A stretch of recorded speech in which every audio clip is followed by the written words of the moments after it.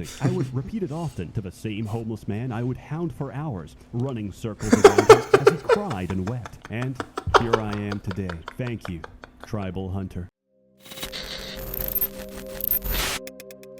What's up, you freaks? Welcome back to this place. By this place I mean my channel, and by my channel I mean welcome to the chill zone. How's it going? It's been quite a while, but today I'm coming back with some of the best content.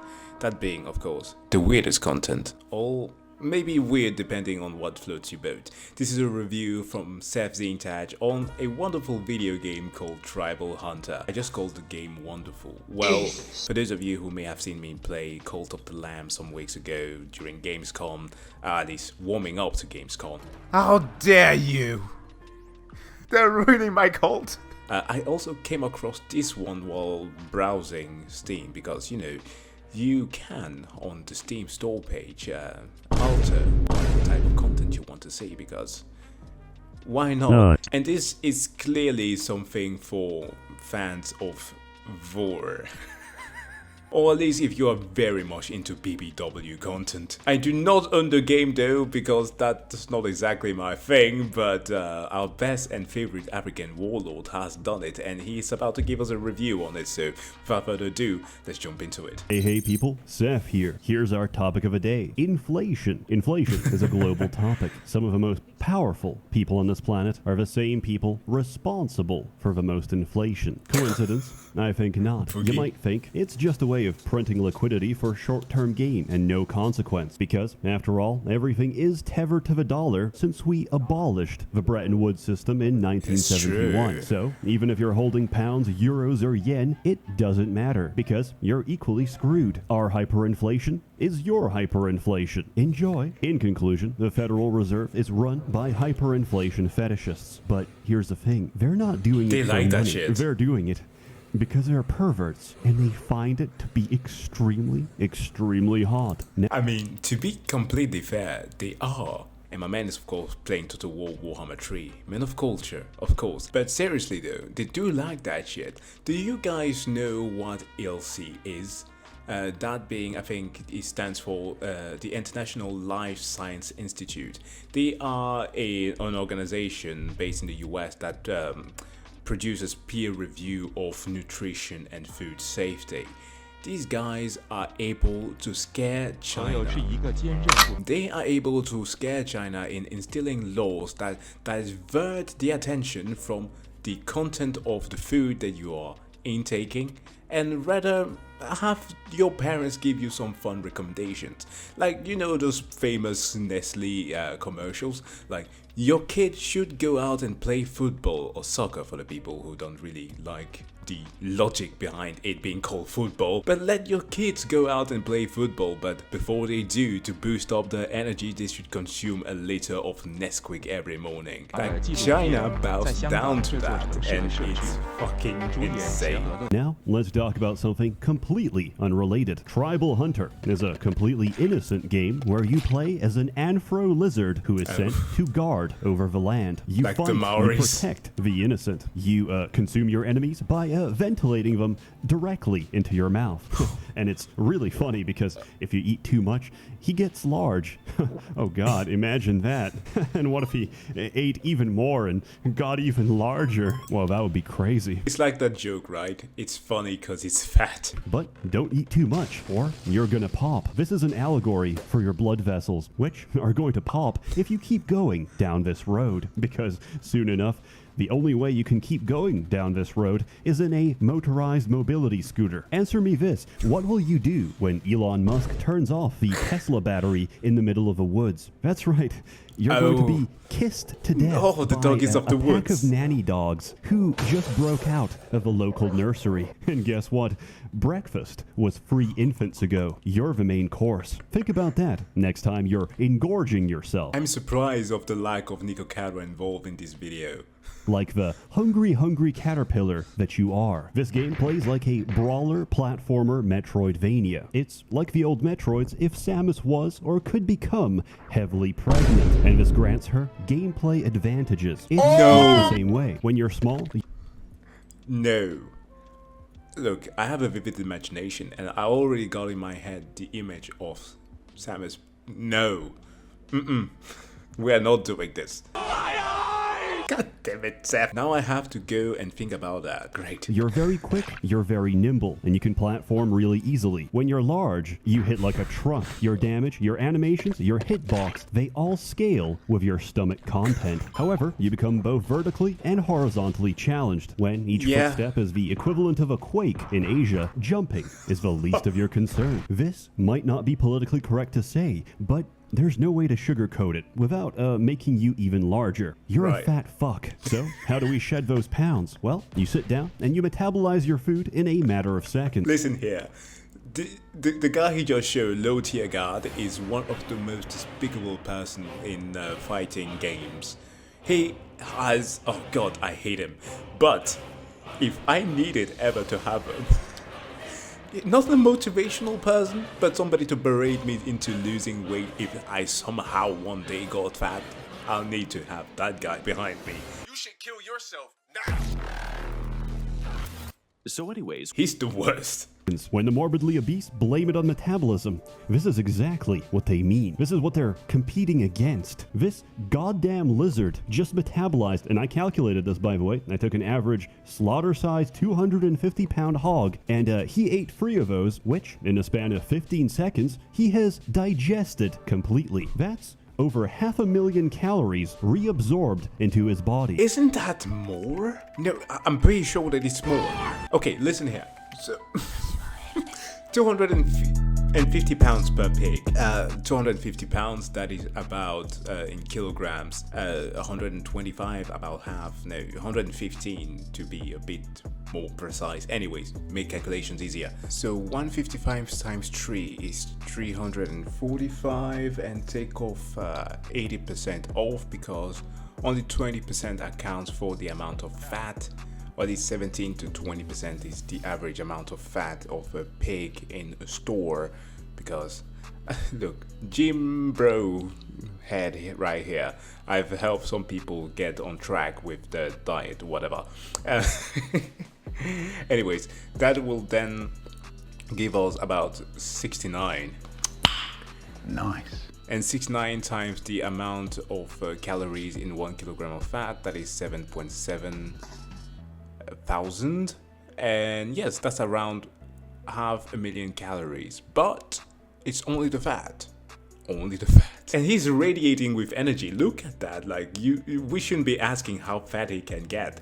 Now it's a question of what is his half-life. And still we're asking stupid questions like, why can he breathe fire? Here's a question. Why wouldn't he? Sitting down quickly trades satiety for health, and it's your primary way of healing up between fights. It's actually genius design. Like, think about it. You're making a game and you get really happy when things get larger. That dopamine hits hard, like coronary heart disease. But where do we go from here? It's already half a screen, and the commission artist is just not responding anymore. After the last request, there's no sign of him. Their postal address leads us to a monastery in Middle England. But if we have to deflate and get smaller as part of a gameplay mechanic, just like free refills at a Denny's, we can get large over and over again. You get power-ups, you get stronger, and you get access to more levels. Naturally, the most common and relevant form of power-up is increasing your stomach capacity. Now, you might think, oh, my capacity just got 10 points higher. And like me, you might initially miss that firing of the neurons, that transmission of a synapse, where you realize, oh, this isn't my final form. I can get larger. And so there's this strange drive pushing you forward where you're kind of morbidly fascinated. Because you see, there's many forms of motivation, and ours is to see how large we can possibly get. Who is this game for? Why are we covering it? Why is it important? That's a very simple... He just inflated another creature by feeding it with its egg. And then... like, there was a previous shot before with a bat that he then proceeded to reabsorb into. You know, how do people get off to this stuff? Answer. First, They came for the furry inflationists. Oh I my did not God. speak out, for I was not a furry inflationist. And then they came for me, and there was no one left to speak out. That's why we defend them now and we get on good terms, so that during the upcoming political upheaval, they can return the favor and vor our enemies. Due to the nature of my work, I cover some really old and really niche games. Problem is, it's hard to get an original copy, so I depend on friends and family to send me a working copy of Bad Rats 2, Punjabi Pre-Cracked No Virus. One of the most stable ways to do this is torrenting, or as it's more commonly known, trying before Where's he buying. going with Unfortunately, this? my internet provider and the people who work there are the product of a brother and sister who loved each other a little too much, God. as they cannot distinguish between illegal torrenting Of and course. me trying to download a legitimate copy of a game I already own. So they throttle my connection and my internet grinds to a halt. Thank you, Verizon, for the opportunity to pay $89.99 monthly, all for the luxury of having no internet. Despite this, like a battered housewife, I insisted. Ew. They're doing it because they love me. Then, about a month Hot later, dog I and received a Nutella. cease and desist from Verizon, telling me that I'm most definitely going to jail, giving me a list of racially motivated gangs I can choose to join once inside. I've never owned a paper shredder before, but I gotta tell you, it's strangely satisfying. Wouldn't it be fun, actually, if you received that in reality? You didn't participate in this audit, so you'll be visited by some officers of the law who will put you in jail, but here are a list of gangs that you may join. Have fun. That's my third letter this week. So I realized my internet provider really doesn't know what's best for me. So instead, I chose to Of install course. ExpressVPN. When I run ExpressVPN, my internet traffic goes through a secure encrypted Wonderful. server. Congratulations, so my ISP mate. can't throttle my download speed because they can't see what I'm doing, nor can they see the sites I visit when I'm working hard at Wow. my job and sell my mental illness to advertisers. It's incredibly easy to use. All I had to do is download the app, tap a single button, and just like that, I'm fully secured. And ExpressVPN does all this without slowing my connection. So Nah. stop letting internet providers arbitrarily decide what you can and can't do with something you pay good money for every month. Protect yourself today from the misinformed decisions of mega corporations who don't care if you live or die Hey, by sync using skills. the same VPN I've trusted since 2019. 3 years, and they never failed me once. How about that for an endorsement? Sign up now and you can get 3 months of ExpressVPN for free by visiting expressvpn.com/Seth or clicking the link in the description box below. Thank you to ExpressVPN for sponsoring this video. Gameplay is pretty straightforward. You help out your local village by beating the shit out of everything and consuming their dead bodies. For an island guardian, you're actually quite terrifying, and the village itself is a really nice place. What a beautiful day on God's earth. I wonder, what I don't know if they did that willingly. Like, okay, they have a different thematic. Like, it reminds me of the bit of a Maori and thing, because they do also have an obesity crisis. Perhaps that's why. shall I do today? Work on myself? Develop my skills? Care for my friends and family? I know, I'll spend my entire life online and become increasingly weird and isolated, divorced from reality. Self-esteem? What's that? I like the little townspeople. They give you a sense of community and a purpose for why you're doing what you're doing. I also found out the flying minigame is a really good way to make money. On the other hand, it's really difficult to explain to friends the nature of your anger. There's not many ways to say, I popped. Like Icarus, I flew too close to the sun. Or in this case, I flew too close to one chicken dinner too many. And I have to repeat the entire stage. You can play Sheesh. using a keyboard or controller, but I strongly recommend a controller for your own comfort and sanity. Personally, I think the platforming is incredibly difficult. I've had situations where I can clear the entire level, but I can't make a single jump to save my life. And then I proceed to repeatedly eat the same trap until I die. You have two spells, fire and egg. What do they do? Well, it's pretty self-explanatory. Fire is fire, and egg can make a cow forcibly pregnant. Not really much more to say about that. We know the rest. The milk industry, reptile eggs. Some would argue you can't have one without the other. You get extra skills and abilities by defeating bosses, which in turn can be used to access new areas. Music is pretty nice. You hear the same tracks often, but they're not grating or pronounced, so they don't really feel repetitive. Some sounds are not balanced for the rest of the game. Each time I hit an armored pig, my speakers shake, and my table travels. In town, you can buy items, and I strongly recommend them. They can save your life or a trip back home, which can be quite a bit of backtracking. Thankfully, you unlock the ability to fast travel relatively early into the game. I actually love it because the animation is based on your current weight. So if you're thin, you can tell it's a very pleasant ride. If you're not, well, it's clearly more of a struggle to stay in the air. At some point, I realized you can intentionally get caught and bloated by slime plants, break free, spit out the slimes, kill them, and generate infinite XP. Unfortunately, I have to witness something unsettling each time I do this. So no, I don't think it's an exploit. It's an intentional form of torture. Everything you gain is outweighed by everything you lose. The thing about this very genre is that it's the most safe for work, non-safe for work content that you can find out there.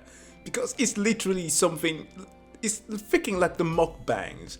I still do not understand that. I have Korean friends who know that I make YouTube videos who have asked me like, why don't you do a mukbang, bro?